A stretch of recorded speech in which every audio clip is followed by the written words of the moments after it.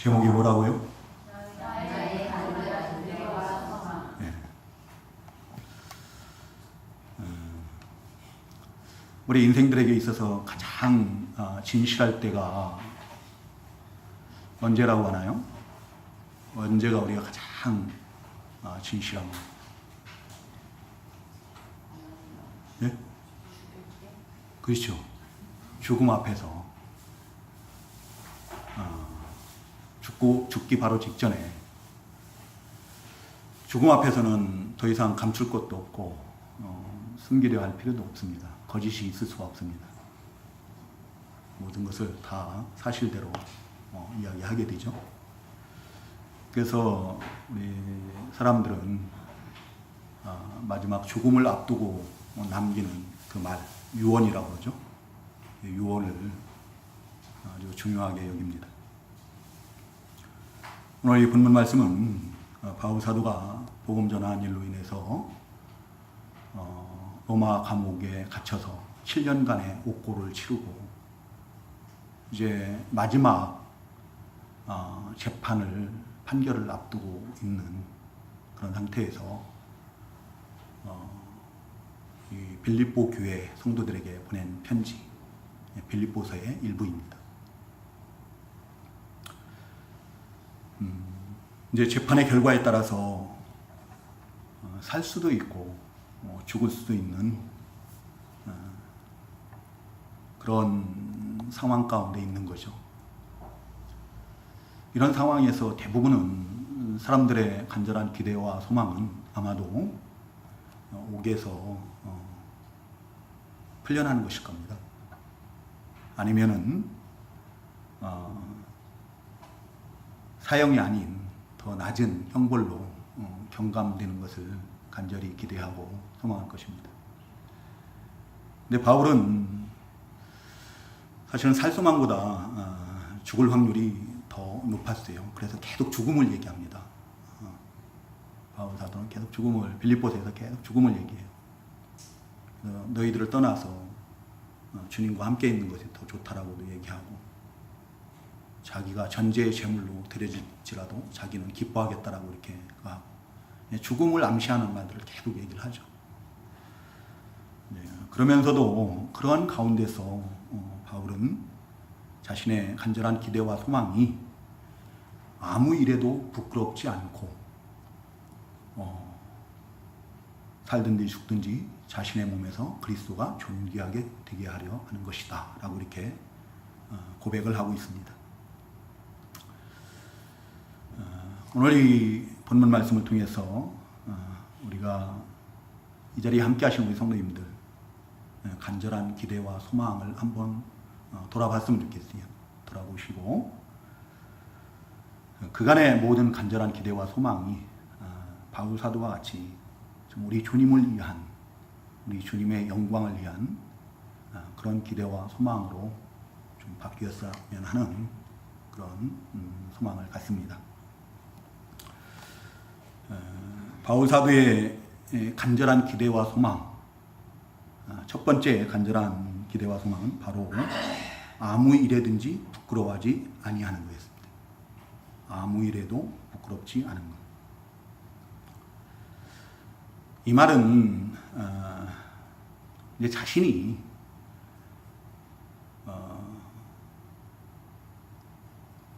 언젠가는 주님 앞에 서게 된다라는 거죠. 주님 앞에 서게 될 때, 그때 주님 앞에 저희가 부끄러움이 없는 자가 되기를 간절히 원한다라는 거예요. 우리 모든 인생들은 한 번은 죽습니다. 우리 주님께서 오시지 않는 한은 한 번은 죽게 되어 있어요. 믿어도 죽고 안 믿어도 죽습니다. 그리고 다 주님 앞에 서게 됩니다. 고린도후서 5장 10절에는 뭐라고 증거하고 있습니까? 이는 우리가 다 반드시 그리스도의 심판대 앞에 나타나게 되어 각각 선악간에 그 몸으로 행한 것을 따라 받으려 함이니라. 우리가 한 번은 다 죽게 되고 그리스도의 심판대 앞에 서서 선악간에 우리 행한 대로 받게 될 것입니다. 영광스럽게 되는 자들도 있을 것이고 또 그렇지 않고 부끄럽게 되는 자들도 있을 거예요. 그때 바울 사도는 주님 앞에서 부끄럽지 않은 자가 되기를 간절히 기대하고 소망한다는 것입니다. 이제 판결을 두고 있고 언제든지 언제 죽을지 모르는 그런 상황이죠. 그런 상황임에도 불구하고 바울 사도는 자기 자신의 목숨을 연명하기 위해서 애쓰질 않아요. 자기 목숨을 연명하려고 하는 그런 노력들을 하지 않습니다. 자기가 재판 법정에 서게 되는데 그때 자기 목숨을 연명하기 위해서 구차하게 살기 위해서 복음을 부인하거나 그리스도를 부인하는 그런 부끄러운 삶을 살지 않겠다라는 거예요. 바울은 로마 시민권자입니다. 로마 시민권자이기 때문에 로마 법에 의하면 상당히 로마인들에 대해서 시민권자들에 대해서는 너그러워요. 그리고 바울 사도가 그동안 복음 전에서 세워진 교회들 가운데에는 로마 시민권자들이 무수합니다. 그래서 바울이 원하기만 하면은 그 모든 로마 시민권자인 성도들을 통해서 그 탄원서를 제출할 수 있고 그래서 자기 재판에 유리하게 할 수도 있어요. 근데 바울은 그러지 않겠다라는 겁니다. 왜? 죽고 사는 것이 누구에게 있어요? 사람에게 있는 게 아니고 우리 주님께 달려있다는 거예요. 사람인 그 권력자에게 재판장에게 자기가 불복하고 또 복음을 부인하고 또 사람의 방법으로 탄원서를 제출하고 그래서 목숨을 구걸하지 않겠다는 그런 자로 우리 주님 앞에 부끄러운 자로 세움받지 않기를 간절히 기대하고 소망한다는 거예요. 이 바울이 왜 이렇게 합니까? 우리 주님께서 가신 길을 가는 거예요. 똑같이. 우리 주님께서도 붙잡히시고 고난받으시고 십자가에 못 박혀 죽으시기 전에 이 빌라도가 예수님에게 뭐라고 합니까? 내가 너를 놓아줄 고난도 있고 너를 십자가에 못 박을 고난도 있다라고 말을 해요. 그때 우리 주님께서 그 빌라도에게 우리 주님 그 목숨을 연명하기 위한 어떤 변론 같은 것을 하지 않습니다. 그죠? 뭐라고 말씀하십니까? 그 요한복음 19장 10절 그 이하에 보면은 위요. 하늘에 계신 하나님 아버지께서 주지 아니하셨더라면 나를 해할 권한이 없었을 것이다 라고 합니다. 그러니까 빌라도가 예수님을 십자가에 못 박혀 죽도록 내어주는 것도 누가 주신 거라고요? 하늘에 계신 아버지께서 허락하신 거라는 거예요. 그래서 우리 주님께서 그 빌라도에게 나는 아무 잘못이 없다. 저들이 나를 모함해서 지금 이 자리에까지 온 것이다. 빌라도도 알고 있어요. 그렇죠? 빌라도도 예수님이 죄 없음을 3번씩이나 유대인들 앞에서 얘기를 합니다. 그럼에도 결국에는 자기의 정치적인 유익, 목적을 위해서 예수님을 십자가에 못 박혀 죽는 데 내어주게 되죠. 궁극적으로는 바울 사도가 아무 일에든지 부끄러워하지 아니하고 라는 이 말은 그런 의미예요. 부차하게 그 재판 법정에서 자기가 살기 위해서 목숨을 구걸하지 않겠다는 겁니다. 왜? 우리가 살고 죽는 것은 생명은 주님께 있기 때문에 주님을 부인하고 복음을 부인하고 십자가를 부인함으로 자기 생명을 구차하게 연명하지 않겠다라고 하는 거죠.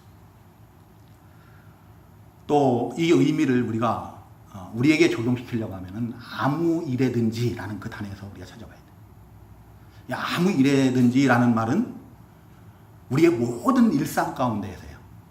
우리의 모든 일상 가운데서 하나님 곧 우리 주님 앞에서뿐만 아니라 모든 사람들 앞에서도 아무에게도 부끄러우지 않은 그런 사람이 되기를 간절히 기대하고 소망한다는 거예요.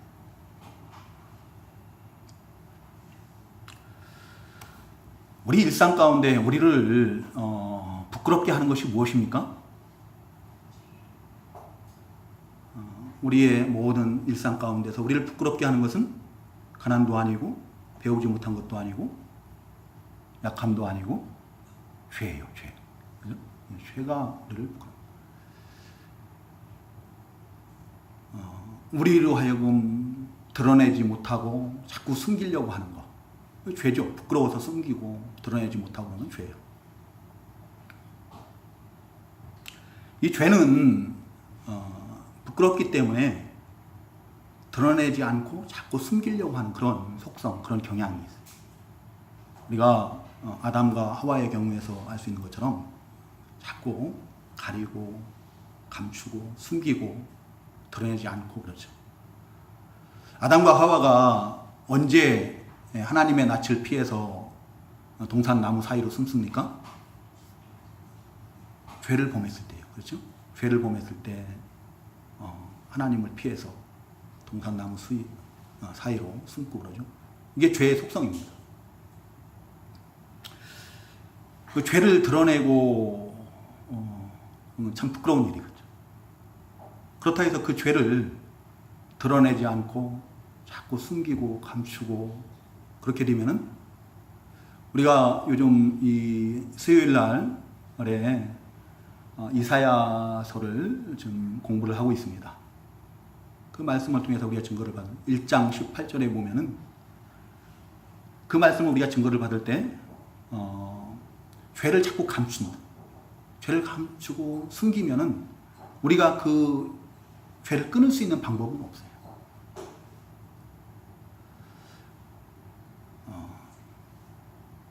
그 죄를 광명한 곳으로, 밝은 곳으로, 그 어두운 곳에 자꾸 숨기려고 하지 말고 밝은 곳으로 끌어내야 된다고 했어요. 끌어내고 드러내고 그래야 우리가 나중에 그 죄를 끊어버릴 수가 있고 장차 우리 주님 앞에 갔을 때 부끄러움을 당하지 않을 수 있다.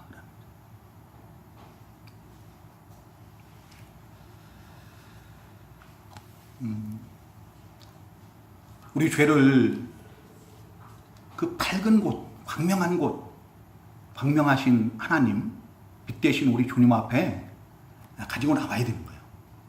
가지고 나와서 그것을 다 고백을 하고 용서를 구하고 그럴 때 우리 주님께서 우리의 모든 죄를 다 깨끗게 하신다는 거죠. 마치 눈과 같이 희하시고 양털과 같이 깨끗게 하신다. 우리가 숨기면은 그 죄를 끊을 수 있는 힘이 없어져요. 여러분, 이 죄는 누룩과 같다라고 했잖아요. 그래 그 어두움에 자꾸 감추면은 누룩이 그 곰팡이가 계속 번성하는 것처럼 우리 죄도 자꾸 커지기만 한다. 끊을 수 있는 힘을 우리가 얻을 수가 없습니다. 근데 그 누룩이 곰팡이가 빛 가운데로 나오면 힘을 못 써요. 다 소멸돼 버립니다. 스멀스멀 다 없어집니다.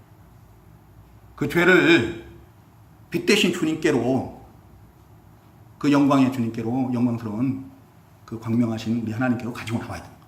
그 죄를 하나님 앞에 가감없이 다 자복하고 용서를 구할 때 우리 하나님은 의로우셔서 미쁘셔서 우리가 죄를 다 자복하면은 우리의 모든 죄를 사하시고 또 우리의 모든 불의를 깨끗게 하신다라고 말씀하셨습니다.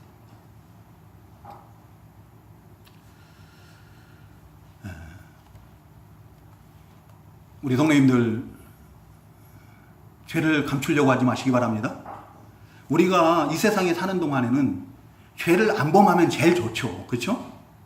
죄를 범하지 않으면 좋지만 이제 죄 그러면은 우리 초신자들 같은 경우는 보통 그냥 죄 하면은 다른 사람 훔치지 않고 다른 사람 해치지 않고 그런 거 안 하면은 그냥 살인하지 않고 간음하지 않고 그런 거 안 하면은 자기는 도덕적이다, 자기는 깨끗하다 이렇게 생각할 수 있는데요. 우리 성도님들 신앙이 깊어지면 깊어질수록 자기가 하나님 앞에 얼마나 더럽고 추하고 악한 죄인인가가 자꾸 드러나요. 정말 머리부터 발끝까지 내가 행하는 모든 것이 다 하나님의 감권적인 사랑이 아니면은 죄밖에 없다는 것을 고백할 수밖에 없습니다. 그래서 나는 전적으로 부패합니다. 전적으로 타락했습니다. 주님의 은혜가 아니면은 저는 단 한순간도 주님께서 기뻐하시는 그리스도인의 삶을 살 수가 없습니다라고 고백할 수밖에 없어요.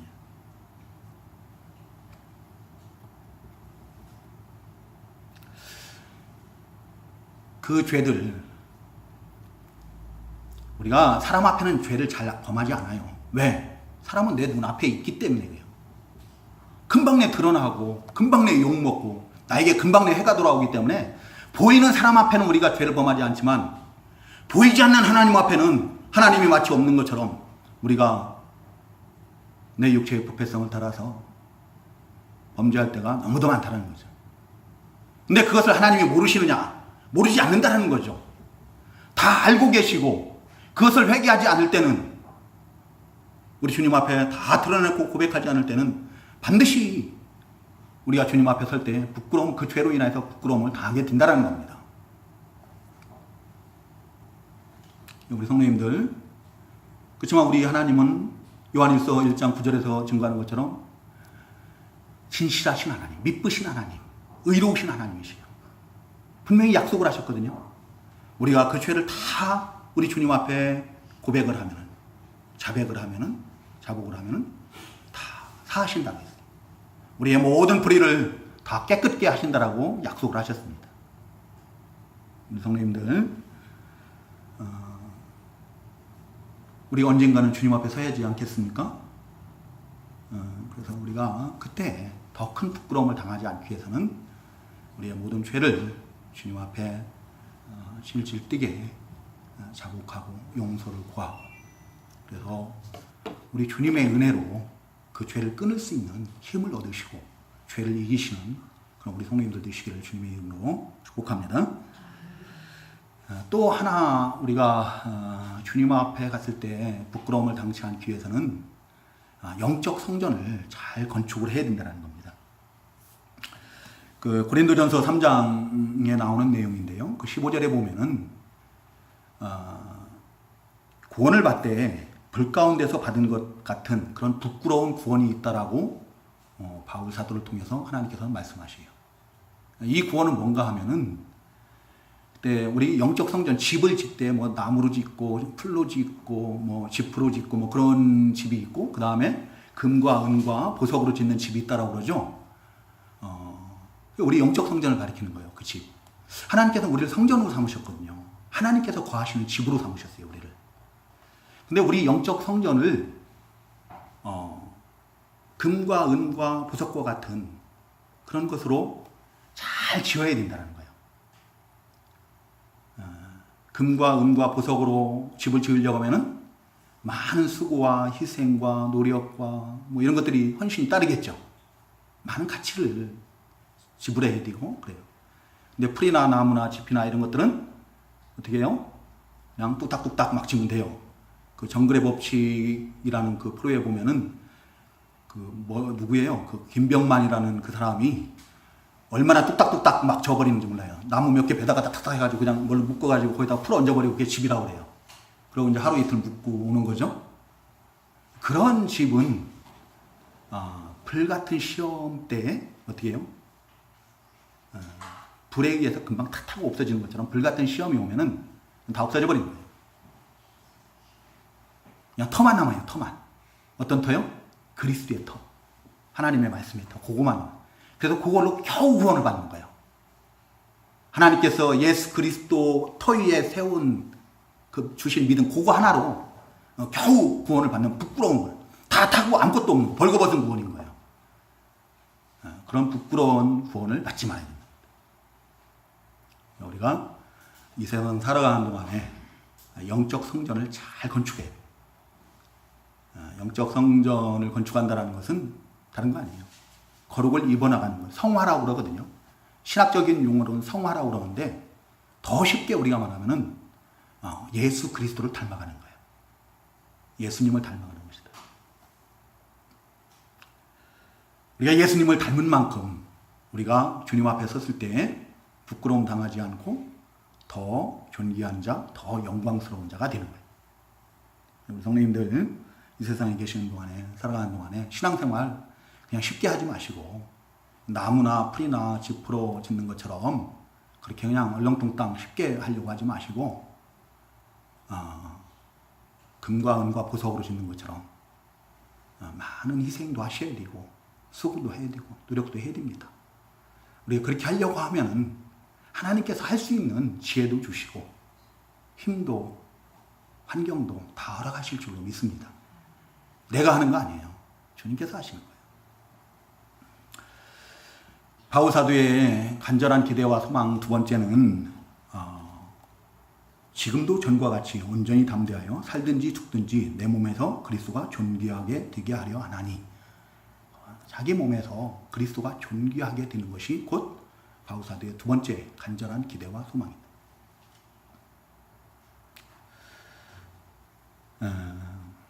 바울 사도는 지금 생사의 기로에 있습니다.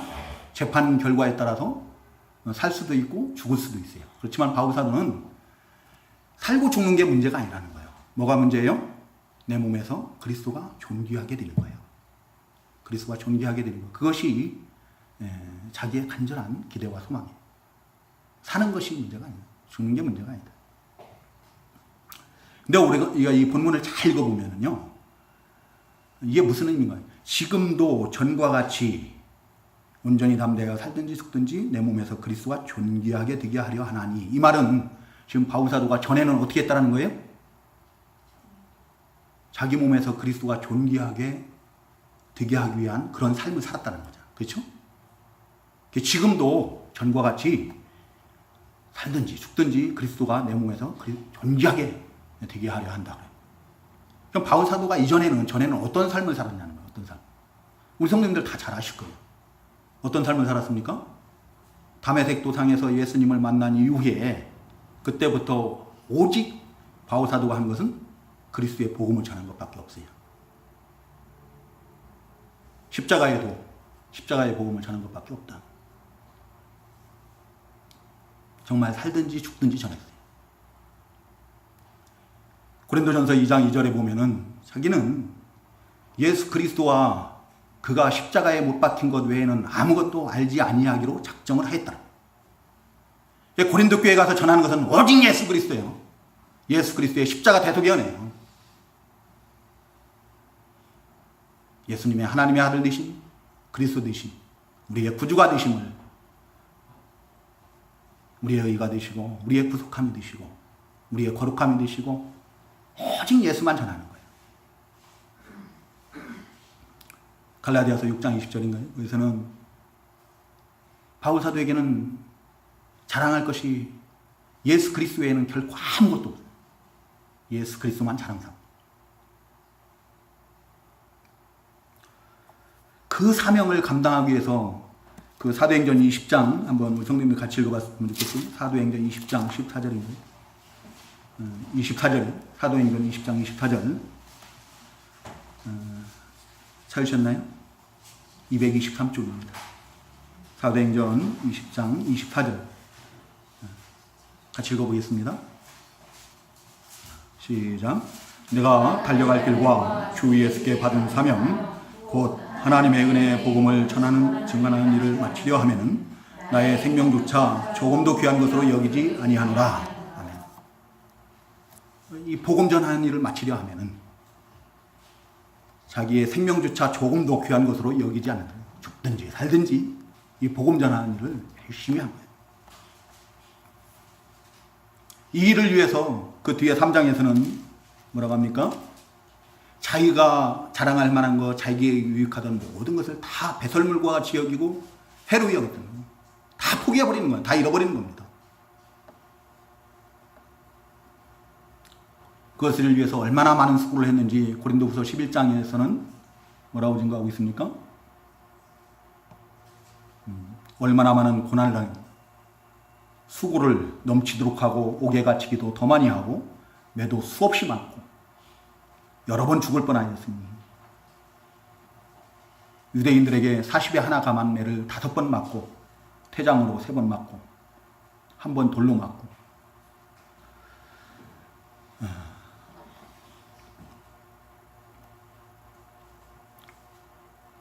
수고하며 애쓰며 여러 번 자지 못하고 또 줄이며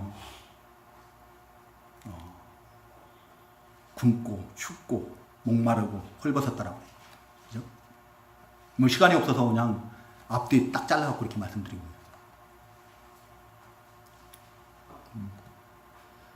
바울 사도는 죽든지 살든지 그 복음을 전함으로 그리스도를 존귀케 되게 하려 했다라는 거예요. 그런 삶을 사는 거예요. 근데 지금도 이전에 그렇게 했던 것처럼 그런 삶을 살기를, 마지막까지 그런 삶을 살기를 간절히 기대하고 소망한다는 겁니다. 이제 바울 사도는 마지막 재판을 앞두고 있습니다. 이제 법정에 서게 될 겁니다. 법정에 서게 되는데 앞에서 말씀드린 것처럼 그때 이전에 그리했던 것처럼 우리 사도행전 통해서 알죠. 바울 사도가 로마로 압송되기 전에 유대 땅에서 여러 번 그 법정에 서게 됩니다. 그때 바울 사도가 어떻게 합니까? 온전하고 담대하게 살든지 죽든지 예수 그리스도를 전하는 거예요. 복음을 전하는 겁니다. 그것을 통해서 예수 그리스도를 존귀케 했다는 거예요. 그게 이제 마지막 법정에 서는 겁니다. 그 마지막 법정에 설 때 살아도 좋고 죽어도 좋고 그 법정에서 비굴하게 복음을 부인하지 않고 우리 주님을 부인하지 않고 복음을 전하겠다는 거예요. 담대하게 전하겠다는 겁니다. 복음을 그 재판정에서 자기에게 불리할 수 있어요. 그래서 죽을 수도 있습니다. 그래도 복음을 담대히 전함으로 말미암아서 예수 그리스도를 존귀케 하는 것이 곧 자기의 간절한 기대와 소망, 마지막 간절한 기대와 소망입니다. 그것을 자기가 하는 게 아니라는 거예요. 그게 간절한 기대와 소망이라는 것은 내가 하는 게 아니고 내 의지로는 안 돼요. 에? 우리 주기철 목사님이 주님을 위해서 신사참배 반대하다가 옥중에서 결국엔 독살 당한 걸로 알고 있습니다. 얼마나 그 7년이라는 세월 동안 얼마나 많은 옥고를 치렀는지 몰라요. 근데 그 목사님의 의지로는 금방이라도 예수님을 부인할 것 같고 굴복할 수밖에 없을 것 같고, 그래서 빨리 데려가시려면 조금이라도 젊을 때, 푸를 때 주님께서 데려가시기를 원한다라고 기도하고 설교하고 그런 것을 봐요. 바울 사도가 한 게 아니라 하나님께서 자신을 복음을 전하는 도구로 사용해 주시기를 간절히 기대하고 소망한다는 거예요. 끝까지 죽음에 굴복하지 않고 두려워하지 않고 온전하고 담대하게 복음을 전하는 그런 도구로 사용되어지기를 간절히 기대하고 소망한다. 우리 성도님들에게도 이러한 간절한 기대와 소망이 있으면 좋겠어요. 내가 하는 게 아니고 우리 주님께서 나를 강권하심으로, 주님께서 나를 붙드시고 사용하심으로 내가 우리 주 예수 그리스도를 증거하는 그 복음을 전하는 도구로 사용되지는 그런 간절한 기대와 소망을 갖는다면 우리 주님께서 그 기도를 들으실 줄로 믿습니다. 우리를 통해서 복음이 전파되고 우리를 통해서 가족이 구원을 받고 나를 통해서 이웃이 예수 믿고 구원받고 주님의 뜻이 이루어지고 택하신 자들을 구원하시려는 그 주님의 뜻이 이루어지는 것, 나라가 세워져 나가고 우리 주님의 이름이 거룩히 여김을 받게 될 줄로 믿습니다. 그러한 기대와 소망들을 우리가 가졌습니다. 지금까지 우리 성도님들의 간절한 기대와 소망이 뭐였나요? 대부분은 그래요. 우리가 예수를 믿지만 저도 마찬가지고 우리 성도님들도 그렇고 대부분은 좀 더 부해지고 좀 더 커지고 좀 더 편안하고 좀 더 높아지고 출세하고 좀 더 강해지고 뭐 이런 거거든요. 우리 성도님들이 지금까지 가졌던 그 소망이 무엇이든지 간에 우리 성도님들의 그 간절한 기대와 소망이 주 안에서 이루어질 줄로 믿습니다. 그리고 이 시간 그 간절한 기대와 소망이 우리 주님을 위한 소망으로, 우리 주님의 영광을 위한 것으로 바뀌어지는 그런 역사가 있기를 우리 주님의 이름으로 축복합니다.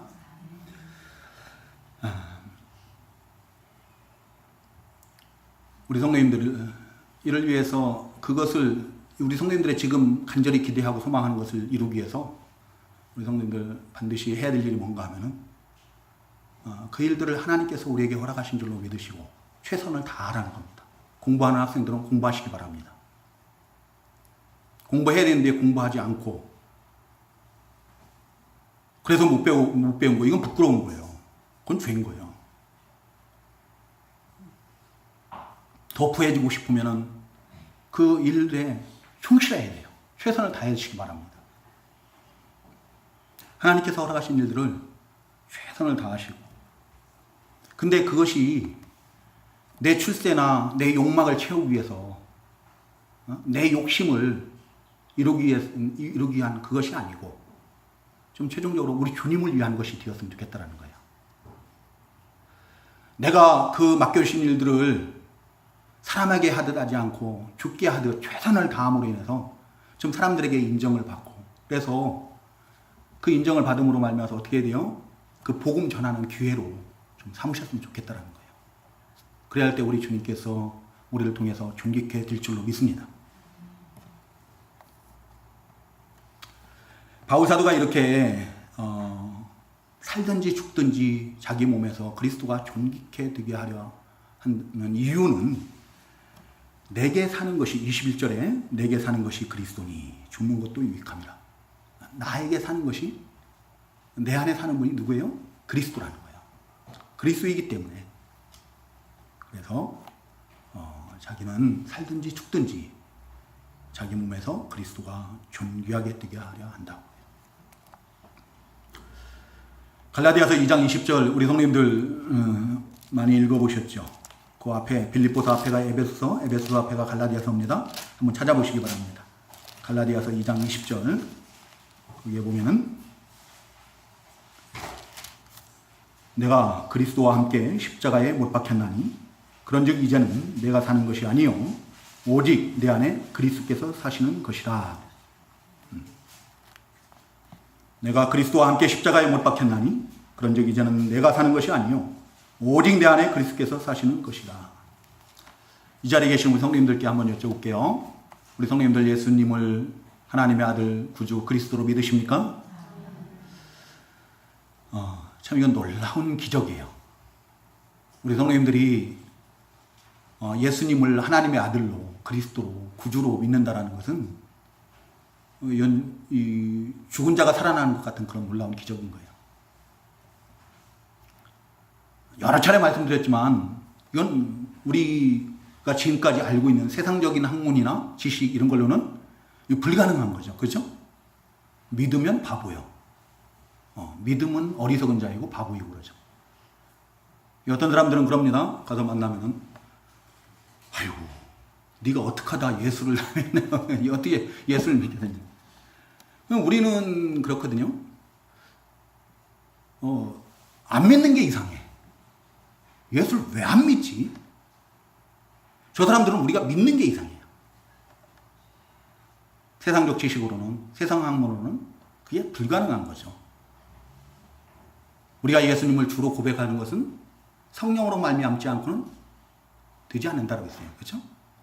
곧 하나님의 은혜로 되는 거예요. 성령께서 감화감동 역사하셔서 우리의 마음을 감동시키고 우리의 마음을 변화시키시고 우리의 깨달음을 주시고 우리로 알게 하시고 믿게 하심으로 우리가 믿는 거거든요. 우리 성도님들 방언하지 못한다 해서 내가 뭐 설교하지 못한다고 해서 그런 것 때문에 나는 혹시 구원받지 못한 거 아닌가 그런 염려하지 마시기 바랍니다. 내가 예수를 믿는 이상은 내가 예수님이 나의 구주가 되시고 그리스도가 되시고 하나님의 아들이 되시고 내가 그게 믿어지는 이상은 나는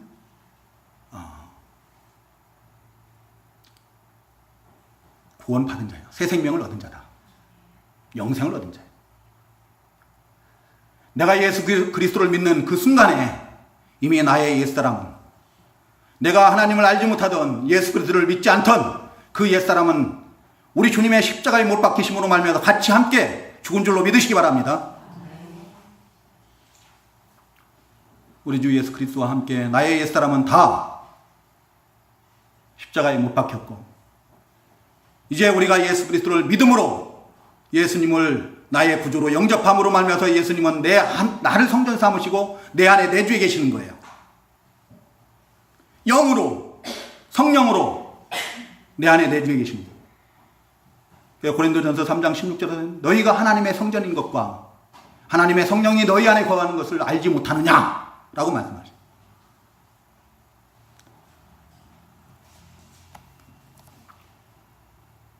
우리 옛사람은 죽었고 이제 그리스도의 영이신 성령님께서 내 안에 내주하심으로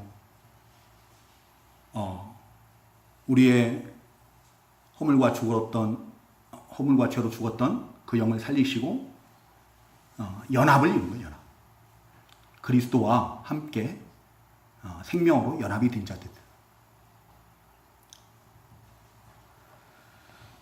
그래서 그리스도께서 내 안에 계시기 때문에, 나와 연합이 되었기 때문에 내가 원치 않든 원하든 간에 나를 통해서 예수 그리스도가 드러난다는 거예요. 그래서 내가 바르게 잘하면은 우리 주님의 이름이 존귀케 되는 것이고, 우리 주님의 이름이 거룩히 여김을 받고 영광스럽게 되고, 반면에 그러지 못하면 어떻게 돼요? 거꾸로 여전히 내 육체의 부패성을 따라서 내 마음대로, 내가 하고 싶은 대로, 내 생각대로 그렇게 살면은, 성령을 거스려 살면 어떻게 돼요? 이제 주님의 이름이 존귀케 되는 게 아니라 주님의 이름이 더럽혀지는 거예요. 주님의 이름에 욕이 돌아가는 거예요. 내가 원하지 않아도 그렇게 된다. 하나님께서는 우리를 통해서, 교회를 통해서, 성전 삼으신 각 성도들을 통해서 예수 그리스도를 나타내시네요. 그래서 우리를 성경은 그리스도인이라고 해요. 그리스도인이라고 하고, 그리스도의 향기라고 하고, 그리스도의 편지라고 하고, 그리스도의 군사라고 해요.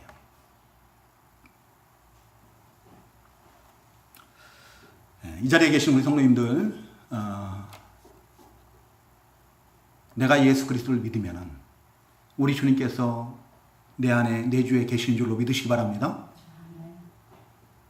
허물과 죄로 죽었던 영이 거듭났어요. 새 생명을 얻었어요. 우리 주님과 영적 연합을 이룸으로 말미암아서 이제 우리를 통해서, 나를 통해서 예수 그리스도가 나타난다. 우리 주님을 존귀케 하기 위해서 우리가 반드시 유념해야 될 일이 뭔가 하면, 내가 죽어야 돼요. 죽지 않으면은, 내가 죽지 않으면은 예수님께서 내 안에 내주에 계시지 않습니다. 내가 죽어야 된다. 예수 그리스도를 믿는 자들은 내가 죽을 때 내 안에 우리 주님께서 역사하시는 거예요. 성령님께서 역사하시는 거예요. 그래서 예수님을 마음껏 존귀하게 영광스럽게 해드릴 수 있는 거예요. 내가 죽지 않고 내 옛사람이 여전히 살아가지고 내 육체의 부패성을 따라서 그냥 펄펄 살아서 그런 삶을 산다면은 우리 주님을 존귀케 할 수 있는 방법은 없어요. 내가 죽어지고 내가 낮아지고 겸손해서 하나님 앞에서 늘 주님의 인도하심을 따라서, 나를 성전 삼으신 성령님의 그 인도하심을 따라서 살 때 우리를 통해서 우리 주님이 존귀케 되는 줄로 믿습니다. 근데 그렇게 살면은 죽는 것도 유익하다. 그렇게 살면 죽는 것도 유익하다. 그냥 우리 그 뒤에 주보 예화에도 나오죠. 우리 손양원 목사님 그 두 아들을 잃고 감사 제목 9가지가 나오는데, 그 중에도 몇 번째인가 그게 나오죠. 5번째 보면 예수 믿다가 누워 죽는 것도 큰 복이라 하거늘 그랬는데요. 우리가 그냥 예수 믿는다는 이유로 그 예수 믿다가 죽어도 어떻게 해요? 아무것도 안 하고 죽어도, 뭐 큰일 안 하고 죽어도 그 하나님의 나라에 가는 구원 영생을 얻는 그런 큰 복을 누리는 거예요. 근데 하물며 내가 이 세상 살아가는 동안에 우리 주님의 이름을 존귀케 하는 그런 삶을 살다가 죽으면은 우리 하나님께서 우리 주님 앞에 살 때 우리의 영광이 얼마나 크겠냐. 그런 사람들은요, 그렇게 사는 사람들은 하루라도 빨리 이 세상에서 하루 더 살려고 하지 않아요. 바울사도는 뭐라고 합니까? 그 뒤에 보면은 23절인가요? 차라리 세상을 떠나서 그리스도와 함께 있는 것이 훨씬 더 좋은 일이라. 그렇게 하고 싶으나 이 세상에서 아등바등 하루 더 살려고 하지 않아요. 주님께서 원하시면, 주님께서 부르시면, 주님의 뜻이라면은 하루빨리 주님 앞에 가는 거예요. 그걸 더 원하죠. 그걸 더. 그런 삶을 사는 자들은 이 세상에서의 삶에 연연하지 않는다. 그리고 우리 주님 앞에 갔을 때 얼마나 큰 영광을 받게 됩니다. 그 상이 크죠. 그리고 그 죽음이 결코 헛되이지 않는다는 거예요. 여러분, 바울 사도가 그 로마 법정에서 살지 못하고 사형 판결을 받아가 죽어요. 형정의 이살로 쓰러집니다. 목베임을 당하고 죽습니다. 근데 바울 사도가 죽었다 해서 복음 전파되는 일이 위축됩니까? 아니에요. 그 앞에 12절, 13절, 14절 여기에 보면요, 바울 사도가 옥에 갇힘으로 인하여서 오히려 복음 전하는 일이 더 잘 됐다라고 그래요. 우리가 생각할 때는 위축되고 안 될 것 같은데 하나님께서는 그것을 통해서 사람들의 마음을 감동시키고 그들에게, 다른 사람들에게 더 담대한 믿음을 주시고 그래가지고 그들로 바울 사도가 못하는 복음을 전하게 하는 거예요. 바울 사도가 순교됨으로 인해서 복음이 위축되는 게 아니라 그것으로 감동을 받은 자들이 더 힘있게 생명을 내걸고 더 많은 사람들이 복음을 전하고, 그래서 세상 땅끝까지 오늘날 이렇게 복음이 전파되고 그런 거 아니겠습니까? 우리 성도님들도 내가 죽으면 어떡하나 생각하지 마세요. 우리 성도님들이 정말로 나의 간절한 기도의 소원이, 그 기대와 소망이 예수 그리스도가 존귀하게 되는 것이라고 하면은, 그래서 우리 주님의 이름이 존귀케 되는 그런 삶을 살려고 애쓰고 힘든다고 하면은 내 죽음이 결코 헛되지 않을 줄로 믿습니다. 하나님은 시편 어딘가에 보면은 시편 116편 어딘가요? 116편 그 15절인 것 같아요. 거기에 보면은 하나님께서는 그 성도들의 죽음을 귀히 여긴다고 했어요. 결코 헛되게 하지 않습니다. 우리가 그런 삶을 살다가 죽으면은 반드시 그 죽음을 통해서 하나님께서는 택하신 자들을 하나님께로 부르실 줄로 믿습니다. 구원하는 역사가 일어날 줄로 믿습니다. 우리 최영 집사님 아실지 모르겠지만 우리 고향 그 벌곡에 전에도 여러 번 말씀드렸습니다. 제가 고향 다니던 그 교회에 할머니 집사님이 돌아가셨어요. 그 할머니 집사님이 돌아가셨는데 어떻게 돌아가셨는가 하면, 돌아갈 때 가서 우리 누님, 우리 조혜영 집사님 친구인 그 누님이, 그 누님의 시어머니가 그 돌아가신 분의 얼굴을 보고 너무 천사 같은 모습을 하고 돌아가신 거예요. 그것을 보고 감동을 받은 거예요. 우리 매형의 어머님이 그래서 그때부터 예수 믿기로 결심을 하고 예수를 믿기 시작을 했어요. 그 집안이 예수를 믿게 됐습니다. 엉뚱한 집안이 예수를 믿게 됩니다. 의인의 죽음은 헛됨이 없어요. 하나님께서 귀하게 여기신다고 했습니다. 우리가 정말로 내 모든 삶을 통해서 예수 그리스도가 존귀케 되게 한 복음을 전하는 그런 삶을 살려고 할 때, 우리가 죽어도 하나님께서는 우리를 통해서 반드시 그 죽음까지도 헛되지 않게 하시고, 우리의 가족이나 우리의 이웃이나 내가 그 영혼을 사랑함으로 그 영혼을 위해서 기도했던 자들, 이런 모든 사람들을 구원의 길로 인도하실 줄로 믿습니다. 그리고 그 잠언 14장 32절에 보면은 의인은 죽음에도 소망이 있다고 했어요. 우리 성님들 죽으면은 그냥 그것으로 끝 아닙니다. 어디 가요? 우리 주님 계신 하나님의 나라로, 천국이라고 일컬어진 그 하나님의 나라로 습관적으로 이동하는 거예요. 거기서 영생을 누리는 겁니다. 우리가 그런 삶을 살면 그 주님 앞에 갔을 때 부끄러움 당하지 않고 큰 영광을 누리게 될 줄로 믿습니다. 우리 다 같이 기도하겠습니다. 하나님 아버지 감사합니다. 이 시간도 우리 하나님 사랑하는 이 주의 백성들을 불러 인도하셔서 우리 하나님께 함께 예배할 수 있도록 은혜 베풀어 주심을 감사를 드립니다.